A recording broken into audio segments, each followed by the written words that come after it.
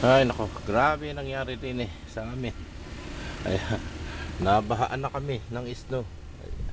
Ayan ang mga ang snow hanggang dumaan ako diyan kanina hanggang hita ko. Papasok sa likod ng bahay kasi hindi punta sa harap at sarado ang likod.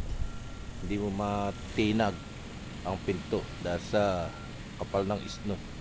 Ayan oh. Tapos hindi pa tapos yan. At magkakaroon pa ng snow tong maghapon na to. Ha?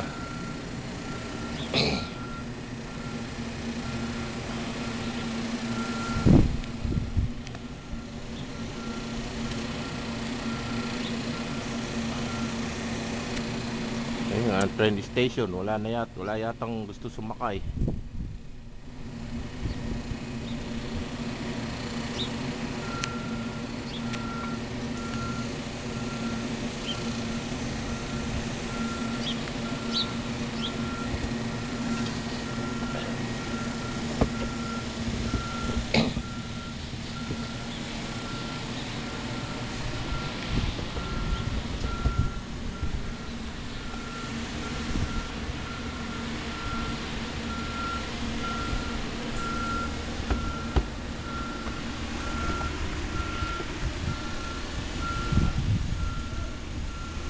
Ang bintana naging white Christmas. Ayan, oh.